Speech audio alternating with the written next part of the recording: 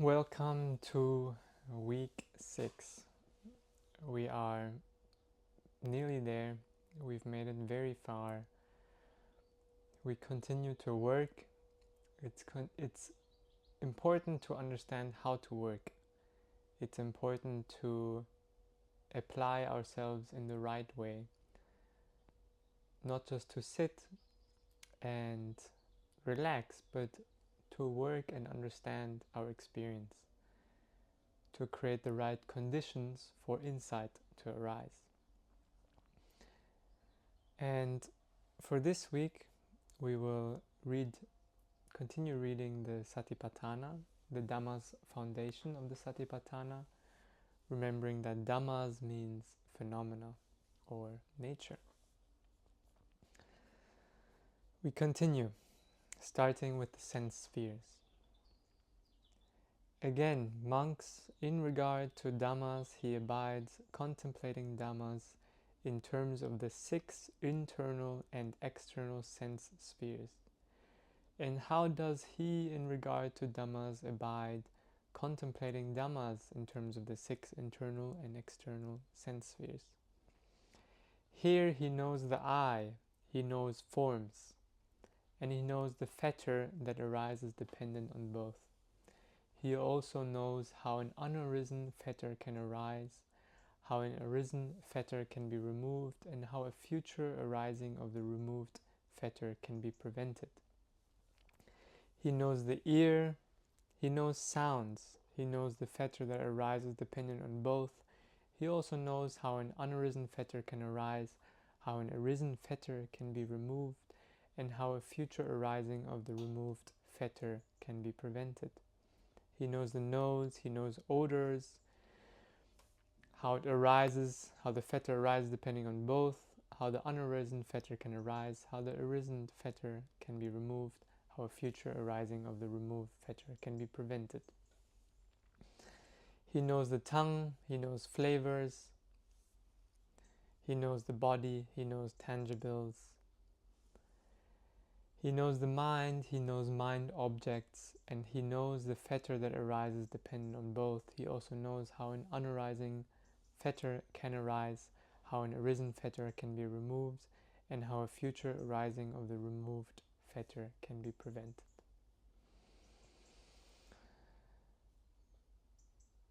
Next, the awakening factors.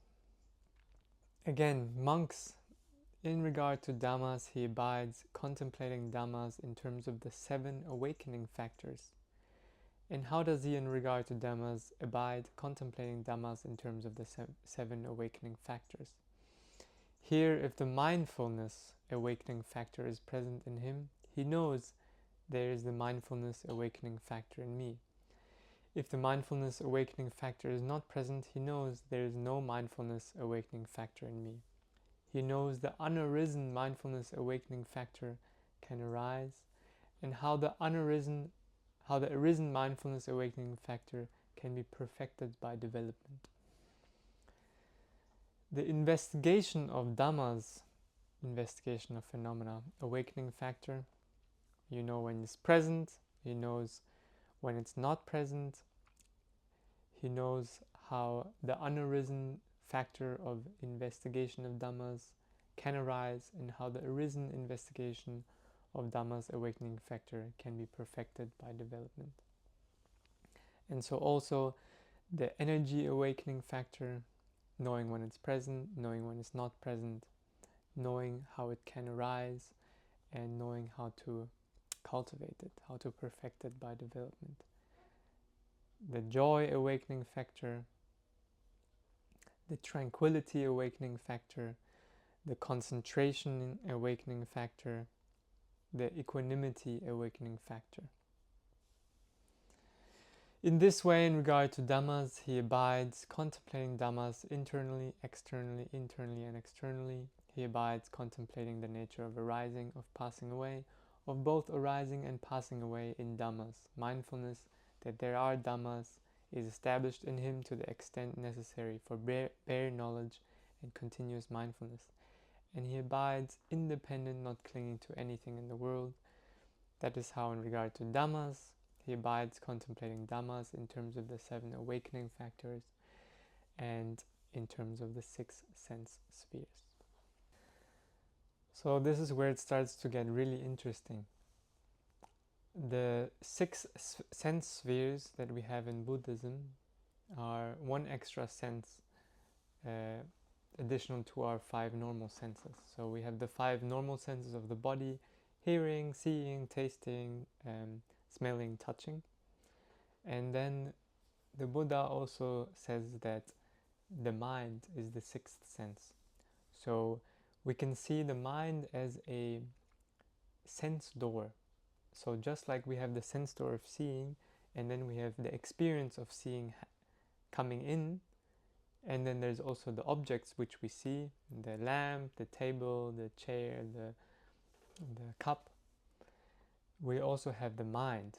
We have the mind sense door, which hears, sees, feels, thoughts, and the objects of the mind sense door, which are our thoughts, our mind objects. So a thought of tomorrow, yesterday, a memory, an image, an intention. These are the objects of the mind, just like this cup is the object of my seeing. Or if I snap my finger, there's a feeling of hearing that, and then there's the object which is making that sound, the snapping of the finger. So when we talk about the 6 sense spheres, we have these 6 sense spheres, and we have always these 2 parts. We have the sense organ, and then we have the sense object. So the sense organ, the ear, the eye, and the sense object, the form which we see, and the sound which we hear. And so he steps through these, the eye and the forms that the eye see, the ear and the sounds that the ear hears, the nose and odors that are smelled, the tongue and flavors, the body and tangibles being things we can feel, things we can touch, like tactile experience, and the mind and the mind objects, the thoughts that we can observe. And this is important because usually we see our mind as me, and we see our ear as me, my eye as me, and we see the outside world. So there's this thing which we call ourselves, and here is me, and all that's contained here is me, my thoughts, my ear, my eye, my nose, my tongue, my body. And on the outside there's these objects, the forms, the sounds, the odors, the flavors, the tangibles, what we can touch. And we call our thoughts ours as well. Instead, we are just invited to observe that these 6 sense doors and their objects continually arise. We cannot control, we cannot stop our nose from smelling, we cannot stop our eyes from seeing, we cannot stop our mind from thinking. These sense doors and their objects, they continue to arise without our control when we sit to meditate. Some of them nice things, some of them not so nice things. And then he goes on to explaining about the fetter that can arise. Fetter is like a chain. Fetter is a chain, is an attachment, is a clinging. So a basic example is when I see something that I like, the fetter arises, the attachment arises to that thing I like. For example, this morning I'm having a nice tea, and I love seeing this little cup which I bought from Japan, and as soon as I see that form, as I came into this room and I saw that form, this feeling of, oh, I like it, it's mine, arises. So this is the form of the fetter, the chain, the clinging that arises to that form. And the same thing can happen with sounds. So pleasant sounds, the fetter can arise, the clinging to that pleasant sound can arise. The sound of birds, the sound of the leaves rustling, music, and also the fetter that arises from unpleasant sounds, unpleasant sights. The sight of a messy table is unpleasant. The sound of a very loud motorbike going by is unpleasant. So this is the form, and then there's the mind's reaction to that form, which is craving or aversion, which is the fetter that arises. And we can also cling to the feeling of seeing. So we have the eye, and we can cling to what we see, the form that we see, but even just the feeling of seeing itself, or the feeling of hearing itself, or the act of thinking itself, independent of what is the object of the mind, the object of the thinking, or the object of that is being heard. So we are instructed to observe when the mind starts to cling or when it starts to have aversion towards any of the 6 sense doors when we are sitting. You are doing walking meditation, the eye sees something that you need to do, and the mind starts clinging to that form, that image, starts thinking about it, clinging arises. Fabrication starts happening, solidification starts happening in your experience, and you go there. So we have to keep observing when the mind goes out to grasp different objects or sense doors. And I like also this word of the sense door, because it's really like it's a door. So we have these 6 sense doors, and our job is just to stay at the door and see what arises in any of the 6 sense doors. Not to go inside the room, not to play with the objects that come, not to think about what's inside the room of seeing, what's inside the room of hearing, what's inside the room of our thoughts, and just stay at the threshold, stay at the door, and see what continually arises at the 6 sense doors. And seeing that all of these arisings are also passings. All of these phenomena are coming and they're going. So there is not as much sense to cling to them because they are impermanent. As we start to see how this attachment starts to arise, then we can see how the possibility of attachment starts to arise. So we see an object, maybe it's the clock during our meditation, and we see, or we know that attachment can arise depending on the clock, because you start thinking about and calculating how much time is left, and start having impatience and worry and all this fabrication and proliferation that happens on top of that seeing. And you see and you know it. This is wisdom happening. You know it and you don't follow it. You recognize the seeing, the clock, and you return back to just the mere awareness of 6 sense doors. When you already know that you've become attached, when you know that you're already starting to think about the clock and what it means and how much time and what you need to do after, so the fetter has already risen, the clinging, the attachment has already risen. You know how to remove that clinging, you know how to relax, you know how to let go. You've done that process so many times of letting go of your object. So more and more it becomes second nature. You know how to let go. And you know that being mindful, you can prevent your mind from clinging to things. So throughout the day, being mindful of your body, being mindful of your sensations, being mindful of your whole experience, you know that this prevents you from starting to cling, starting to think about what you want, what you need, what you don't have, what you should do. You rest in this mindfulness. So this is more advanced. First we realize how much we're clinging, then we start realizing how this clinging starts to happen. Then we start to know more and more how we can let go of this clinging, and then we start to know more and more how we can dwell and not let this clinging arise in the first place. Then we have the awakening factors. So I really like this model of the awakening factors. It's one of the most important frameworks that I feel for our practice, especially as we start to go deeper, as we start having more experience, we start to notice more these factors and how they play out in the meditation.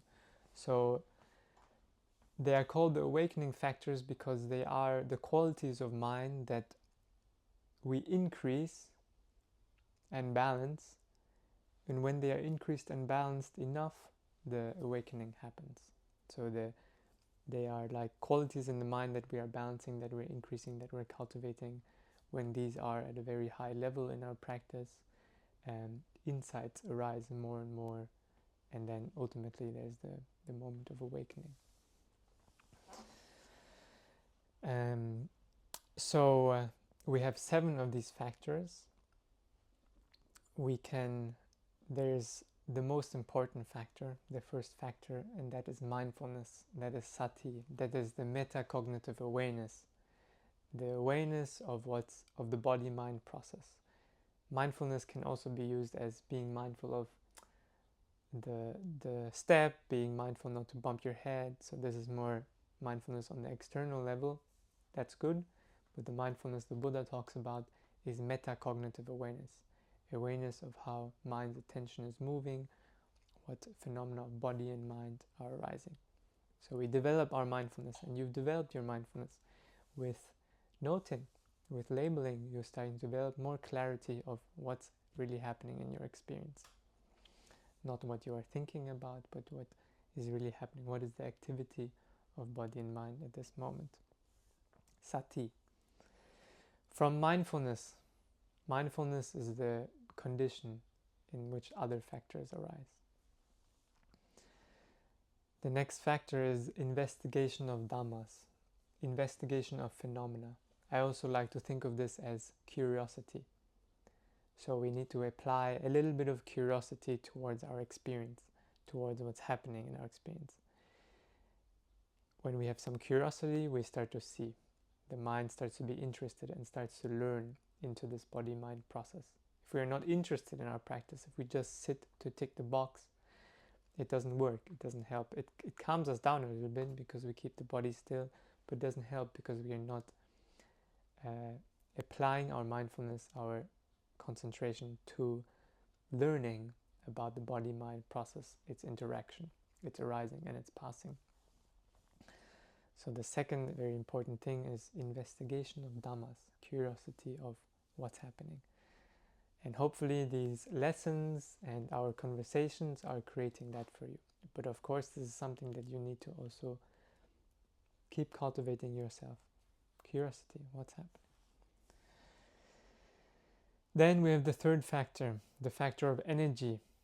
So energy is like the energy, the motivation, the effort that we are applying in our practice. So it is like, we're riding a bike. If we apply more energy to riding a bike, we are more engaged. We are putting all our resources into the process of riding the bike. And so also it is with the meditation. Sometimes our meditation is very low energy. We get sleepy, we get drowsy, we disengage from what's happening. We fall asleep, we daydream. We need to increase energy. We need to increase our what's really happening. We can do that through the curiosity. We can do that through mindfulness. We can do that through engaging more with the meditation object, collecting the mind a bit more strictly, a bit more with more determination, more diligence. So this is an important factor. Joy, the factor of joy, piti. So as the mind settles, as we get more collected, as mindfulness increases, joy starts to arise. Maybe you've already experienced this, but the joy of not clinging to anything, and a lot of energy, a lot of joy start to arise in your experience. It can be a bubbly feeling in the body. It can be just a high energy state. It's like a euphoria almost that can sometimes arise. a bit like after we do exercise or during exercise, this energy, this joy of doing it starts to rise. This can come from meditating. This joy comes for some time and then calms down. So if the joy disappears again, don't worry, it's progress. There's the initial immature joy, and then that joy starts to taper off, starts to become more contentment, more calm, more equanimity. As joy starts to fade, there is more tranquility. There is this contentment, this evenness, this slight happiness, but it's not joy, bubbling joy, it's a tranquility, it's a calm, it's a relaxed openness towards what's happening. Tranquility is very important. Samadhi, they're translating it here as concentration. I prefer collectedness. The collectedness of mind. Samadhi starts to become higher and stronger. Your mind starts to be more collected, more calm, more spacious, more open. The mind is easier to keep concentrated. The mind rests more naturally on the meditation object. And finally, equanimity, upekkha. Equanimity, the balance of the mind is not disturbed. Any of the phenomena arising at the 6 sense doors, the balance of the mind is not disturbed. There is high level of mindfulness, there's a natural curiosity about what's happening, there's energy, there's joy, there's tranquility, there's collectedness, and then upekkha, equanimity. The mind is even, the mind is balanced. The mind is not apathetic, doesn't care, or pushes things away. The mind is balanced in the middle of the chaos. It is an experience in meditation, and it's a quality of mind that it gets cultivated through the meditation, through the mindfulness. Something you can also notice in the rest of your day. Ups and downs happen, unwanted things happen, expectations are not met, something you wanted didn't happen, something you didn't want happened. The balance of the mind is there. Maybe there's a little bit of reacting. You notice the clinging starting to happen, and you can abandon it immediately. This is equanimity. So these 7 factors we keep increasing in our meditation. And we also want to keep balancing them. So sometimes our practice has a lot of energy, but not enough tranquility, not enough collectedness, not enough samadhi. And the mind will be very all over the place, flitting about. We need to increase the tranquility, the collectedness, lower the energy. So then we relax more, sit back more, create more relaxation, more calming the bodily formation, more resting more with the meditation object. And then samadhi will increase, tranquility will increase and balance the energy factor. And in this way we increase all these factors. Mindfulness is always the most important. With mindfulness we can recognize and see the other factors. And so mindfulness is always a balancing factor, we call it. It's like the driver. Mindfulness is in the driver's seat. All the kids are in the back. Energy is jumping around, joy is jumping, making noise.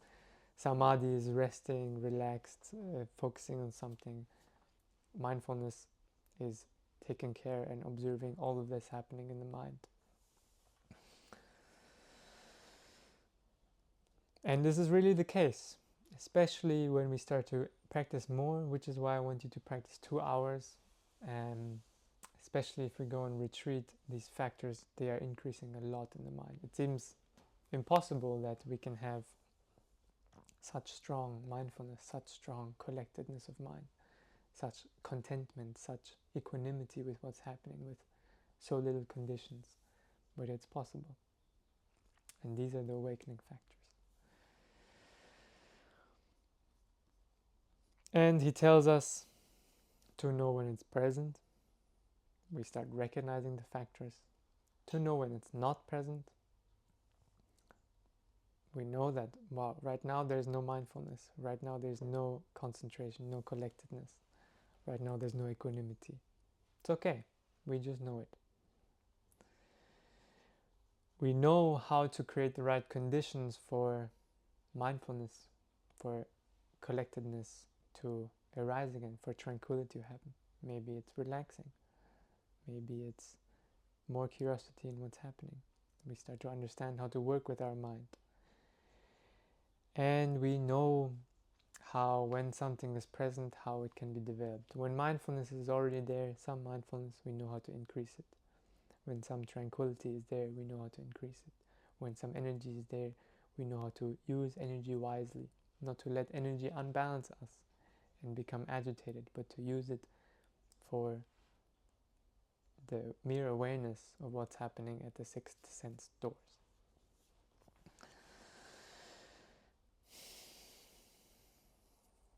This is the way to work with the dhammas, with the phenomena that are happening. This is our practice.